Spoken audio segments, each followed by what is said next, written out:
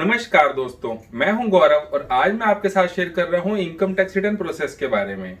हमें सबसे ज्यादा ये कंफ्यूजन रहती है कि हमें कौन से वाला फॉर्म सेट करना है, ITR 1 करना है या फिर ITR 2 करना है। तो मैं आपको इसके बारे में भी समझाऊंगा कि आपके लिए कौन सा फॉर्म सुटेबल है। साथ ही मैं आपको न्यू रिजिम से समझाऊंगा कि आपको किस तरीके से अपनी रिटर्न फाइल करनी है। सिर्फ 10 से 15 मिनटों के अंदर आप अपनी रिटर्न जो है वो फाइल कर पाएंगे। अगर आपकी इनकम सैलरी से या फिर पेंशन से या फिर इंटरेस्ट इनकम से आ रही है तो ये वीडियो सिर्फ आपके लिए है, क्योंकि मैं बहुत ही सिंपल स्टेप में आपको समझाऊंगा कि आप अपनी रिटर्न जो है वो कैसे फाइल कर पाएंगे। तो आइए समझते हैं अपनी इनकम टैक्स रिटर्न कैसे फाइल करनी है। लेकिन उससे पहले अगर आप हमारे चैनल पर नए हैं तो प्लीज चैनल को सब्सक्राइब कर लीजिए ताकि आप तक इन्फॉर्मेटिव वीडियो पहुंचती रहे। तो आइए समझते हैं इनकम टैक्स रिटर्न कैसे फाइल करते हैं। तो हम आ गए हैं इनकम टैक्स की ऑफिशियल वेबसाइट के ऊपर, जहां पे हमें अपनी इनकम टैक्स की रिटर्न फाइल करनी है। इनकम टैक्स की रिटर्न को फाइल करने से पहले हमें सबसे मोस्ट इंपोर्टेंट पॉइंट ये पता होना चाहिए कि हमारे ऊपर कौन से वाला फॉर्म एप्लीकेबल होगा। फॉर्म नंबर 1 एप्लीकेबल होगा या फॉर्म नंबर 2 एप्लीकेबल होगा। तो उसके लिए हमें इनकम टैक्स की वेबसाइट पे यहाँ पे ऑप्शन दिया गया है इंडिविजुअल, HUF। फर्स्ट ऑप्शन है सैलरीड एम्प्लॉय और यहाँ पे सेकंड ऑप्शन दिया हुआ है return form applicable to me. हमें इस पे क्लिक करना है। जैसे ही हम क्लिक करेंगे तो कुछ इस टाइप का पेज ओपन हो जाएगा। यहाँ पे लिखा हुआ है ITR 1, जिसको हम सहज फॉर्म भी कहते हैं। ये किस किस के ऊपर एप्लीकेबल है, इसको 4 सिंपल स्टेप में ही समझा दिया गया है कि ये किसके ऊपर एप्लीकेबल है। जैसे कि फर्स्ट ऑप्शन दिया गया है सैलरी एंड पेंशन, जिनकी इनकम सैलरी या पेंशन से आती है। सेकंड ऑप्शन दिया गया है 1 हाउस प्रॉपर्टी, इसको थोड़ा हम समझ लेते हैं। एक तो जिसमें हम रह रहे हैं, साथ ही एक प्रॉपर्टी और ऐसी है जिससे हमारे को रेंटल इनकम आती है। अगर हमारी एक ही प्रॉपर्टी है जिससे हमारे को रेंटल इनकम आती है तब तो ITR 1 एप्लीकेबल होगा। अगर एक से ज्यादा प्रॉपर्टी है जिससे हमारे को रेंटल इनकम आती है तब ITR 2 एप्लीकेबल होगा, यानी कि एक से ज्यादा प्रॉपर्टी वालों के लिए ITR 1 नहीं है। थर्ड ऑप्शन दिया गया है अदर सोर्सेस।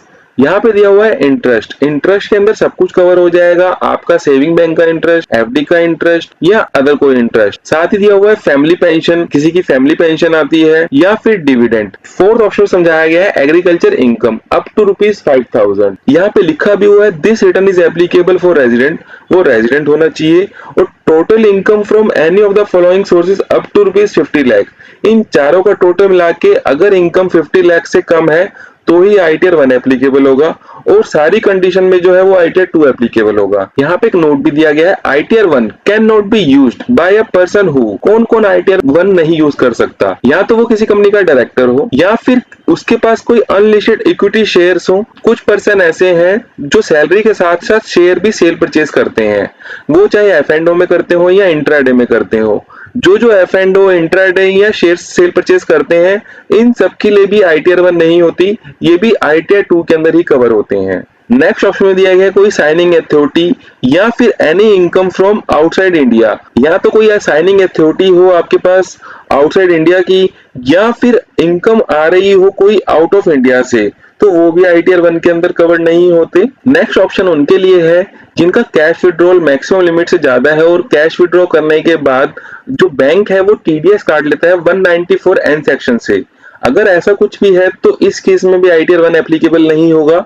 नेक्स्ट ऑप्शन जो है, नेक्स्ट ऑप्शन में शेयर्स का सेल परचेज या कोई आपने लॉस कैरी फॉरवर्ड करना है शेयर्स का, इस केस में भी ITR 1 एप्लीकेबल नहीं होगी। साथ ही लास्ट ऑप्शन में बताया गया कि अगर आपकी इनकम 50 लाख से ज्यादा है तो ITR 2 एप्लीकेबल होगी। तो ये तो हमने समझ लिया कि हमारे केस में ITR 1 एप्लीकेबल होगी या फिर 2 एप्लीकेबल होगी। अब हमें रिटर्न फाइल करने के लिए सबसे पहले लॉगिन करना पड़ेगा, तो हम लॉगिन पे चलते हैं। लॉगिन करने के लिए यहाँ पे हमें यूजर आईडी डालना है, साथ ही हमें कंटिन्यू पे क्लिक कर देना है। जैसे हम कंटिन्यू पे क्लिक करेंगे तो यहाँ पे हमसे पासवर्ड मांगा जाएगा। अगर आपके पास पासवर्ड नहीं है तो आप फॉरगेट पासवर्ड कर सकते हैं। जैसे ही आप फॉरगेट पासवर्ड करेंगे तो आपका जो मोबाइल है जो आधार कार्ड से लिंक है उसके ऊपर OTP आएगा। उस OTP को डालकर आप जो है अपना पासवर्ड जो है वो चेंज कर सकते हैं और उसके बाद आप लॉगिन कर सकते हैं। तो हमारे पास जो है पासवर्ड है तो हम इसको लॉगिन कर लेते हैं। हमने अपने पासवर्ड से इनकम टैक्स को लॉगिन कर लिया है। यहाँ पे एक ऑप्शन आ रहा है AIS। हमने सबसे पहले AIS के अंदर ये देखना है कि हमारी जो सैलरी है वो कितनी आई है, क्योंकि जो भी आपका एम्प्लॉयर आपको सैलरी प्रोवाइड करता है वो सारी रिपोर्ट वो इनकम टैक्स को भी करता है। वो जो इनकम टैक्स को रिपोर्ट करता है वो सारी स्टेटमेंट एआईएस के अंदर आती है, इसलिए हम एआईएस के अंदर चलते हैं। सबसे पहले यहाँ पे क्लिक करना है एआईएस, इसके बाद यहाँ पे ऑप्शन आ रहा है एनुअल इन्फॉर्मेशन स्टेटमेंट, मैंने इसको कर दिया है प्रोसीड। प्रोसीड करने के बाद यहाँ पे हमें क्लिक करना है एआईएस के ऊपर, यहाँ पे ऑप्शन आ रहा है एनुअल इन्फॉर्मेशन स्टेटमेंट। तो हमें ये टैक्स पेयर इन्फॉर्मेशन समरी में जाना है, जहां पे हमें पता लगेगा कि हमारे को कितनी सैलरी आई है। जैसे ही मैंने टीआईएस पे क्लिक किया तो कुछ इस टाइप का पेज ओपन हो गया, जहां पे हमारी सारी इन्फॉर्मेशन अवेलेबल है। यहाँ पे आ रहा है फाइनेंशियल ईयर 24-25, जिसको हम असेसमेंट ईयर 25-26 भी कहते हैं, जिसकी हम रिटर्न फाइल कर रहे हैं। यहाँ पे आपका पैन नंबर शो हो रहा होगा। यहाँ पे आप देख सकते हैं, यहाँ पे आ रही है सैलरी की इनकम, जो आ रही है 13,86,900, और साथ ही हमारे को सेविंग बैंक से इंटरेस्ट मिला है और साथ ही एफडीआर का इंटरेस्ट मिला है। ये जो ऑप्शन आ रहा है outward foreign remittance purchase of foreign currency, ये जो है आउटसाइड इंडिया जो है कोई पेमेंट की हुई होगी किसी चीज के लिए, तो इसका कोई भी इम्पैक्ट नहीं पड़ेगा हमारा आईटीआर के ऊपर इस अमाउंट का। तो ये तो क्लियर हो गया है कि हमारे केस में जो है वो आईटीआर 1 ही एप्लीकेबल होगी। अगर यहाँ पे कोई शेयर्स की या कोई प्रॉपर्टी सेल परचेज की डिटेल शो हो रही होती तो उस केस में आईटीआर 1 एप्लीकेबल नहीं होता, आईटीआर 2 फाइल होता। तो यहाँ पे जो हमें सैलरी रिसीव हुई है वो ये 13,86,900। अब इसके ऊपर जो टीडीएस कटा है वो हमें पता लगेगा अपने 26 एएस के अंदर कि इसके ऊपर कितना टीडीएस कटा है। तो हम अपनी दोबारा से होम स्क्रीन पर जाएंगे इनकम टैक्स की। तो होम स्क्रीन पर आने के बाद फर्स्ट ऑप्शन आ रहा है डैशबोर्ड, सेकंड ऑप्शन आ रहा है ई फाइल। ई फाइल के अंदर फर्स्ट ऑप्शन के अंदर आ रहा है इनकम टैक्स रिटर्न, और यहाँ पे फोर्थ ऑप्शन आ रहा है व्यू फॉर्म 26 एएस। तो मैं अभी इस पे क्लिक करता हूँ, इसको कर देता हूँ मैं कंफर्म। कंफर्म करने के बाद यहाँ पे हमें चेक बॉक्स पे क्लिक करना है और इसको कर देना है प्रोसीड। यहाँ पे ऑप्शन आ रहा है view tax credit form 26 as, तो इस पे मैं क्लिक करता हूँ। यहाँ पे आ गया है हमारा 26 एएस की डिटेल। यहाँ पे हमें सिलेक्ट करना है अपना असेसमेंट ईयर जिसकी हम रिटर्न फाइल करना चाहते हैं। यहाँ पे मैं कर देता हूँ असेसमेंट ईयर 25-26 और इसको कर देता हूँ मैं यहाँ पे HTML। इसके बाद मैं कर देता हूँ व्यू डाउनलोड। तो यहाँ पे आप देख सकते हैं जो हमारे को सैलरी रिसीव हुई है 13,86,900, यही सैलरी जो है हमारे एआईएस के अंदर शो हो रही है, और साथ ही यहाँ पे टीडीएस दिख रहा है 1,06,475 रुपीज। ऐसे ही हमारा इंटरेस्ट मिला हुआ एफडीआर से और उस पर भी टीडीएस कटा हुआ है। अब हमने ये देख लिया है कि जो सैलरी हमारे एआईएस के अंदर शो हो रही है वही सैलरी हमारे 26 एएस के अंदर भी शो हो रही है, कोई भी इसमें मिसमैच नहीं है। अब जो है हमें अपने फॉर्म 16 को देखना है जो हमारे को हमारे एम्प्लॉयर ने प्रोवाइड किया है कि उसके अंदर जो सैलरी हमारे को रिसीव हुई है वो सेम हुई है या नहीं हुई, और साथ ही हमें उसके ही थ्रू अपनी जो है रिटर्न फाइल करनी है। यहाँ पे जो है हमारे को हमारे एम्प्लॉयर के थ्रू फॉर्म 16 रिसीव हो चुका है। इसको मैं नीचे स्क्रॉल डाउन करता हूँ, यहाँ पे हम देख सकते हैं असेसमेंट ईयर 25-26 जिसको फाइनेंशियल ईयर 24-25 भी कहते हैं। यहाँ पे हमारी जो सैलरी है वो रिपोर्ट कर दी गई है हमारे एम्प्लॉयर के थ्रू, जिसमें लिखा हुआ है 13,86,900, और साथ ही हमारा जो टीडीएस कटा हुआ है वो कटा हुआ है 1,06,475। तो हमारी जो तीनों चीजें हैं वो मैच हो रही हैं। बस अब हमें अपनी रिटर्न फाइल करनी है, तो मैं यहाँ पे स्क्रॉल डाउन करता हूँ। ये आ गया है हमारा पार्ट बी, जिसके अंदर हमारी सारी सैलरी की डिटेल जो है वो शो हो रही होती है। इसके अंदर एक मोस्ट इंपोर्टेंट पार्ट है, ये हम थोड़ा समझ लेते हैं। फर्स्ट ऑप्शन में आ रहा है whether opting for taxable 115 BAC, यहाँ पे ऑप्शन किया हुआ है यस। अगर आपका ऑप्शन इसके अंदर नो आ रहा है तो भी आप अपनी जो रिटर्न है वो न्यू रिजीम के अंदर भी फाइल कर सकते हैं या फिर ओल्ड रिजीम के अंदर भी फाइल कर सकते हैं। ऐसा नहीं है कि अगर आपने एक बारी ओल्ड रिजीम जो सिलेक्ट कर ली है तो आप न्यू रिजीम में रिटर्न फाइल नहीं कर सकते, और ऐसा भी नहीं है कि अगर आपने न्यू रिजीम सिलेक्ट कर रखी है तो आप ओल्ड रिजीम रिटर्न फाइल नहीं कर सकते। आपका जिसके अंदर भी टैक्स ज्यादा सेव हो रहा है आपको उसी में ही अपनी रिटर्न फाइल करनी है। ये गवर्नमेंट की गाइडलाइंस है। जो सैलरी पर्सन है वो कभी भी स्विच कर सकता है न्यू रिजीम से ओल्ड रिजीम में और ओल्ड रिजीम से न्यू रिजीम में। बहुत ही सिंपल स्टेप में मैं आपको समझा दूंगा कि आपको कैसे रिटर्न फाइल करनी है। तो अब हम अपने इनकम टैक्स के पोर्टल के ऊपर भी चलते हैं जहां पे हमें रिटर्न फाइल करनी है। तो यहाँ पे एक ऑप्शन आ रहा है फाइल नाउ का, जहां पे लिखा हुआ है असेसमेंट 25-26, तो हमें इस पे क्लिक करना है। यहाँ पे इनकम टैक्स रिटर्न 25-26 हमें ऑनलाइन पे क्लिक करना है और इसके बाद कर देना है कंटिन्यू। यहाँ पे ऑप्शन आ रहा है स्टार्ट न्यू फाइलिंग, तो हमें इस पे क्लिक करना है। स्टार्ट न्यू फाइलिंग के बाद यहाँ पे ऑप्शन आ रहा है इंडिविजुअल HUF एंड अदर्स, तो हम अपनी पर्सनल रिटर्न फाइल कर रहे हैं इंडिविजुअल के अंदर, तो मैं कंटिन्यू कर देता हूँ। यहाँ पे आ रहा है सिलेक्ट ITR फॉर्म, तो इसके बारे में हम पहले ही डिस्कस कर चुके हैं कि हमारे केस में ITR 1 फाइल हो रहा है तो हमें इस पर क्लिक करना है। इसके बाद कर देना है प्रोसीड विद ITR 1। जैसे ITR 1 क्लिक करेंगे तो यहाँ पे एक ऑप्शन ओके का ऑप्शन आ रहा है। यहाँ पे आ रहा है लेट्स गेट स्टार्टेड। यहाँ पे फर्स्ट ऑप्शन आ रहा है taxable income is more than basic exemption limit, तो मैं इस पे कर देता हूँ यहाँ पे कंटिन्यू। जैसे ही मैं ओके करूंगा तो सबसे पहला ऑप्शन आ रहा है पर्सनल इन्फॉर्मेशन। इसके अंदर सिर्फ हमें अपनी पर्सनल इन्फॉर्मेशन चेक करनी होती है। इसके अंदर हमारी कुछ पर्सनल इन्फॉर्मेशन दे रखी है तो इसको आपने एक बार क्रॉस चेक कर लेना है। अब मैं कर देता हूँ स्क्रॉल डाउन। नेक्स्ट टैब के अंदर यहाँ पे ऑप्शन आ रहा है नेचर ऑफ एम्प्लॉयमेंट। तो हमें ये देखना है कि हमें सैलरी जो है वो कहाँ से रिसीव हुई है, या तो सेंट्रल गवर्नमेंट से हुई है या स्टेट गवर्नमेंट से या किसी पब्लिक सेक्टर से, या कोई पेंशन की इनकम रिसीव हुई है या फैमिली पेंशन है। अगर आप किसी प्राइवेट कंपनी में जॉब करते हैं तो हमारे को यहाँ पे अदर सेलेक्ट करना है। यहाँ पे ऑप्शन आ रहा है फाइलिंग सेक्शन। अगर हम अपने रिटर्न टाइम पे रिटर्न फाइल कर रहे हैं तो हमें इसके अंदर कुछ नहीं करना है, ये बाय डिफॉल्ट सिलेक्ट है। नेक्स्ट ऑप्शन आ रहा है ओल्ड टैक्स रिजीम और new tax regime. New tax regime जो है वो बाय डिफॉल्ट सिलेक्ट है। अगर आप अपने रिटर्न ओल्ड टैक्स रिजीम में फाइल करना चाहते हैं तो आप यस पे क्लिक कर सकते हैं, लेकिन आज हम जो फाइल कर रहे हैं वो न्यू टैक्स रिजीम से फाइल कर रहे हैं तो मैंने जो है नो के ऑप्शन सिलेक्ट कर लिया है ताकि जिससे हम अपने न्यू टैक्स रिजीम से रिटर्न फाइल कर पाए। नेक्स्ट ऑप्शन आ रहा है हमारा बैंक डिटेल का। आपको ये देखना है कि हमारा जो अकाउंट है वो अपडेट है या नहीं है, वो वैलिडेट है या नहीं है, और साथ ही अगर आपका कोई और बैंक भी है तो आप यहाँ से इसको ऐड कर सकते हैं। इसके बाद हमें कर देना है इसको कंफर्म। तो हमारी पर्सनल इंफॉर्मेशन की डिटेल जो है वो कंप्लीट हो चुकी है। अब यहाँ पे हमारी जो नेक्स्ट ऑप्शन आ रहा है वो आ रहा है ग्रॉस टोटल इनकम। तो हमें इस पे क्लिक करना है। यहाँ पे जो है आपको सैलरी की डिटेल डालनी है जो आपको फॉर्म 16 के अंदर रिसीव हुई है। अगर आपको फॉर्म 16 नहीं भी मिला कंपनी से तो आप अपनी बैंक की पूरे साल की 1 अप्रैल 2024 से 31 मार्च 2025 की जो सैलरी आपको रिसीव हुई है उसका भी टोटल करके आप यहाँ पे डाल सकते हैं। तो यहाँ पे मैं जो है वो सैलरी की डिटेल डाल देता हूँ क्योंकि हमारे पास फॉर्म 16 रिसीव हो रखा है। तो यहाँ पे जो हमारे को सैलरी रिसीव हुई है वो ये 13,86,900।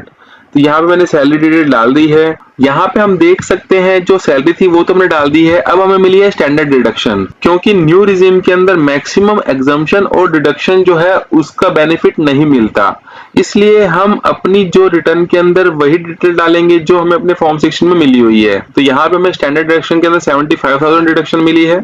यहाँ पे आप देख सकते हैं, मैं स्क्रॉल डाउन करता हूँ और यहाँ पे हमें कोई भी एग्जम्पशन या डिडक्शन क्लेम नहीं करनी। इसके बाद यहाँ पे नेक्स्ट ऑप्शन आ गया है डिडक्शन। ये 75,000 बाय डिफॉल्ट आएगा क्योंकि न्यू रिजीम के अंदर 75,000 की डिडक्शन है। अब इसको मैं कर देता हूं यहाँ पे सेव। तो यहाँ पे हमारी जो ग्रॉस टोटल इनकम है 13,11,900 ये तो शो हो गई है हमारे फॉर्म 16 के अंदर की हमारी जो टोटल इनकम है वो है 13,11,900। इसका जो टीडीएस है वो है 1,06,475। यही सेम हमारे इनकम टैक्स के अंदर भी शो हो रहा है, आप देख सकते हैं 1,06,475। और हमने जो टैक्स पेड किया है वो क्या है 1,14,557। लेकिन अभी हमें अपनी एफडीआर की इंटरेस्ट इनकम भी डालनी है।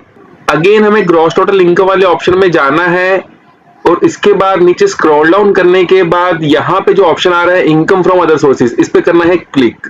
यहाँ पे आ रहा है ऑप्शन ऐड अनदर, इस पे मैं करता हूँ क्लिक 2840 और इसको कर देता हूँ सेव। नेक्स्ट हमें इनकम फ्रॉम अदर सोर्सेज में दोबारा जाना है और यहाँ पे करना है ऐड अनदर और यहाँ पे नेक्स्ट ऑप्शन आ रहा है इंटरेस्ट फ्रॉम डिपॉजिट या बैंक पोस्ट, क्योंकि हमने एफडीआर का इंटरेस्ट भी रिसीव हुआ है तो मैं इस पे क्लिक कर देता हूं और हमारे एफडीआर का जो इंटरेस्ट है वो है 80796।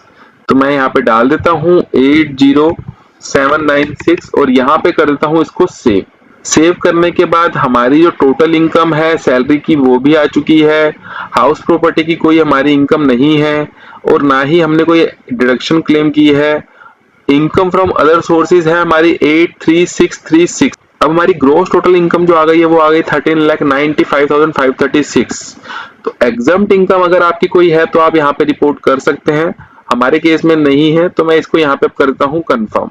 नेक्स्ट ऑप्शन आ गया है टोटल डिडक्शन, इसमें मैं क्लिक करता हूँ। न्यू रिजीम के अंदर मैक्सिमम डिडक्शन जो है वो नहीं मिलती। अगर आपके केस में आपको कोई डिडक्शन रिसीव हुई है फॉर्म 16 के अंदर तो आप क्लेम कर सकते हैं, या फिर अगर आपको पता है कि कोई डिडक्शन आपकी ऐसी है जो आपने जिसकी पेमेंट कर रखी है तो उसको आप क्लेम कर सकते हैं।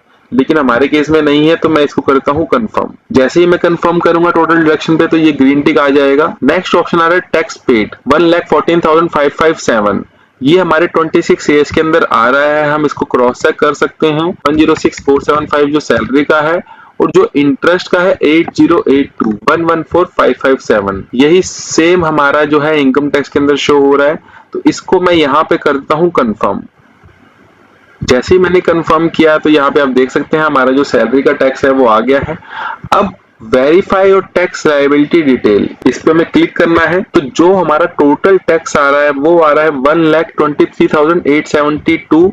उसका रीजन ये है क्योंकि हमारा जो है एफडीआर का इंटरेस्ट जो है वो इसमें इंक्लूड हो गया है। आप देख सकते हैं टैक्स पेड जो आ रहा है 1,14,000 आ रहा है। जो हमारी टैक्स की लायबिलिटी बनती है वो बनती है 1,23,872। इसको मैं कर देता हूं प्रोसीड टू वेरिफिकेशन। यहाँ पे हमारी जो पूरी की पूरी कंप्यूटेशन है वो आ चुकी है। यहाँ पे आ गया है लिखा हुआ you need to make payment 9,320 rupees हमें जो है जमा कराने हैं, क्योंकि उसका एक ही रीजन है कि हमारा जो एफडीआर का इनकम है वो ज्यादा है, इसलिए हमारा ये टैक्स की लायबिलिटी बनी। अगर आपकी अदर सोर्सेज की इनकम नहीं आ रही तो इस केस में हमारा रिफंड आता और आप अपना रिफंड जो है वो क्लेम कर सकते हैं। तो ये आप देख सकते हैं पर्सनल इंफॉर्मेशन के ऊपर हमने सारी डिटेल डाल दी है। जो हमारी ग्रोस टोटल सैलरी है और जो हमारी इनकम है फ्रॉम अदर सोर्सेज वो भी हमने डाल दी है। हमारे केस में कोई भी डिडक्शन नहीं है, तो हमने इस पे जीरो करके कंफर्म कर दिया है। टैक्स पेड जो हमारे 26 एएस के अंदर हमारा जितना भी डिटेल्स आया है उसको हमने वेरीफाई किया है और उसके बाद उसको कंफर्म कर दिया है। और यहाँ पे हमारी जो टोटल लायबिलिटी आ रही है उसको हमने कंफर्म कर दिया है। हमारे केस में इनकम फ्रॉम अदर सोर्सेज ज्यादा था, इसलिए हमारी जो है टैक्स की लायबिलिटी बन रही है। अगर आपके केस में ऐसा नहीं है तो आपका 100% जो है वो रिफंड आएगा। इसके बाद इसको कर देना है प्रोसीड टू वेरिफिकेशन, और इसके बाद अपना जो है आधार ओटीपी से अपने रिटर्न जो है वो फाइल कर लेनी है। आपका जो रिफंड है वो 5 डेज से 45 डेज के अंदर जो है आपका रिफंड जो है वो आपके अकाउंट में आ जाएगा। इसके लिए आप अपना एक बारी बैंक अकाउंट जरूर चेक कर लीजिएगा पर्सनल प्रोफाइल के अंदर जाके। इसके लिए हमने एक सेपरेट वीडियो बना रखी है। आपको ये देखना है कि जो आपने बैंक सेलेक्ट किया हुआ है वो आपका वैलिडेट है या नहीं है, साथ ही आपने कौन से वाला बैंक जो है रिफंड के लिए नॉमिनेट किया हुआ है। तो ये चेक करना बहुत ही जरूरी है जिसका रिफंड बनता है। तो मैंने आपको समझाया कि आपको अपनी इनकम टैक्स रिटर्न कैसे फाइल करनी है। अगर आपको ये वीडियो अच्छी लगी हो तो प्लीज चैनल को लाइक शेयर जरूर कीजिएगा और सब्सक्राइब करना ना भूलिएगा। Thanks for watching.